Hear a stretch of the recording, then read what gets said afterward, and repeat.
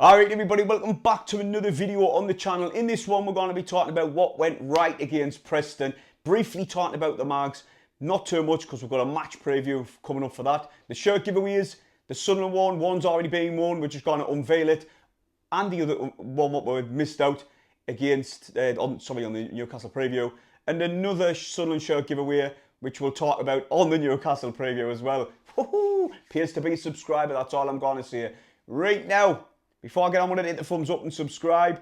Bill, he rang the changes. He brought in Pritchard on the right wing, and he also brought in Elise at left back. Elise, I was really impressed with him.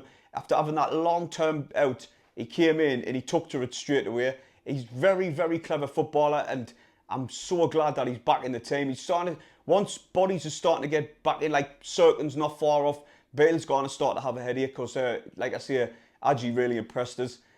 Pritchard though, my God, what can I say about Pritchard? Been quite a while and I've been begging for Pritchard to be into the team, even under Mowbray, like near the end, we're all crying out for Pritchard to be, should be starting games. His experience, what he brings to the team, it's invaluable. And you know, he's not the fastest player in the world, I'm not gonna lie, but he's clever with it. He knows when to time his runs, and his vision as well, where they can split the defence in half. He's one of them clever players. Listen, he changed the game against Millwall. He changed the game against West Brom. He was outstanding when he came on against Hull. Rotherham, it was his ball into the box, what inevitably Clark scored from. Preston, what can I say about Preston? Look at that strike. He hits it from 25 yards out. What a screamer. But like I keep saying, he puts the balls into the box, what always causes that defensive problems. So for me, he starts every game for me from now on. And he got man of the match against Preston. Another player I was buzzing that he stepped up was Pierre Ekwa. I remember the South Shields game where I got a picture with him, and he was a really nice person. He was getting pictures everywhere, and the way he was speaking, he was very approachable, and he was, yeah, I wanted him to do well. I had high hopes for him, and he started really well. You remember the goals he was banging in from right out, and even in pre-season, he was doing well from when we went to America. So I had high hopes for him. And his form did drop off after his injury, we're not going to lie. And today, against Preston, I was going to say today, against Preston, my God, did he step up to the mark. It was, for me, it was a close out of him or Pritchard, who you pick for man of the match. That's how solid he was in the midfield. But I obviously give it to Pritchard.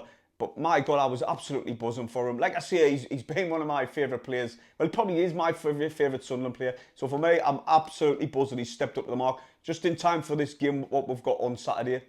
Patterson very rarely gets mentioned on this channel, which is a shame because he's been class for weeks. Apart from the Coventry game, obviously, but I don't think anyone turned up for that one. But we're not talking about that. Patterson against Preston was quality. His ball out, when he threw it out, for Clark to run onto, and then what I loved about it, Clark acknowledged him after all the celebrations was done. He acknowledged that quick throw-out. He was quick to get that ball moving straight away after Preston were, you know, on the attack. We countered him with that long throw by Patterson. It was class. He was called upon early doors as well, and he made some outstanding saves really early doors. So at the back, Ballard, he's a brick shit house. You know, no one gets past him around him. He clears everything. He's absolutely solid. And I'm not surprised Premier League clubs are looking at him. Look, 19, listen, he cut out all the shirt grabbing and wrestling with the players, and he just stuck to defending, clearing the lines, and bringing the ball out from the back. My God, he was class. At one time, when the ball came in, he won it back off the player, and he broke forward, and he took it all the way into their final third. And I was really impressed with Luke 19 as well. But like I say, the full squad was putting in a really good shift, especially in the first half. Hume, apart from giving the ball away a few times, I thought Hume was solid and all. Dan He's been mint for weeks. What can I say? He's been mint for weeks. And now there's rumours coming out, I've seen on social media, that Premier League clubs are after him. They're obviously after Clark as well. Clark, I love the way he travels with the ball. It sticks to his foot. I've seen a lot of people comparing the way he travels with the ball to Jack Grealish, which is understandable, the way it sticks to his foot and he can draw a foul. But he showed great balance to stay on his feet when he got fouled. And he even said, I didn't go down, because of the state of the referees. I probably wouldn't have got the foul knowing the referees, to be honest, which it was great to hear in the interview after the game. But nonetheless, he showed great balance to stop on his feet, beat the defender. The referee played the advantage, which was, you know, obviously he's got when he says that it's a good attack. But nonetheless, he played the advantage. Clark done well to beat the man. Rusyn, though. Rusyn showed why we've all been asking for a striker to start. Me personally, I've always said Rusyn looks like a striker. He's got the striker brain. He knows when to time his runs, and that's exactly what he done for Clark. He waited till Clark, where he was just about to pull it back. You know, Rusyn was making instinctive movement all throughout the game. You know, when he seen Clark in that position, he knew when to time his run. He was making really good runs all game, and that's the thing. That's exactly what we've missed. Now, we all knew Rusyn, it was only a matter of time before he scored. And it was a shame that he did get took out of the team. Obviously, new manager comes into effect. Clark even said that Bale hasn't even had us on the training pitch for a long time, so he can implement his style of football simply because of how many games we've had in a short period of time. The substitutes, Pembele, Timothy, it was nice to see him get plenty of minutes under his belt. He's working to get to full fitness after we bought him injured, and it's been quite a while he's had that injury. Now it's nice to see him on the pitch. Bar, I felt sorry for Bar. It just seems that at the minute nothing's gone right for him. He probably could deal with the loan spell. Last season, Bar, he was full of confidence. His goal, I can't remember what it was for. It's why he scored that header. He's playing away, and he comes in, and he absolutely smashes it.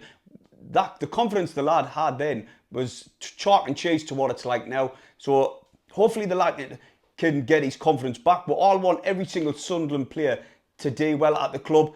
And now, at the minute, like I say, it's just not gone right for Bar. When he came on, he didn't impress. He lost the ball numerous times. Maybe a loan spell could do the lad the world of good, and then he can come back. If he gets down to League One, it's a hard, physical, strong league. Might toughen him up and get him back into this league, and he could do well for us again.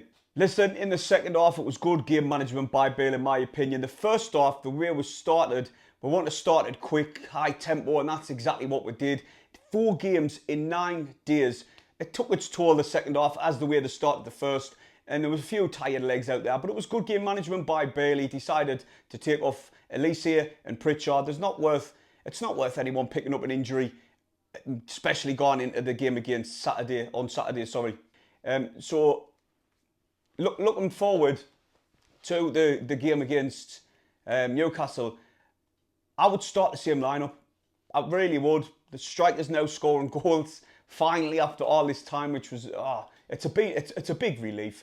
But the Mags game, I'd start exactly the same 11 against the Newcastle as what we played against Preston. The lads, they've got now to lose. There's no pressure on them whatsoever. One Newcastle player costs our squad. Like I say, they're out of every cup. They want to progress as a club, being the richest in the world and in all the competitions. They wanted to do well. This is the only competition still in, I think. I'm not 100% sure. So all the pressure is on them. It's a free hit for us. It's a free hit. We can just go out there, enjoy the day, soak up all the atmosphere before the game, during the game, and hopefully we can get the win. But we've got more in-depth, what we're going to be talking about regarding this game in a match preview, me and Steve. And we might have a few other funny videos coming up regarding this derby game as well. That's it for me. Absolutely mint performance, especially the first half against Preston. On to the next one, I suppose. Hit the thumbs up, subscribe if you're new, and we'll see you in the next video.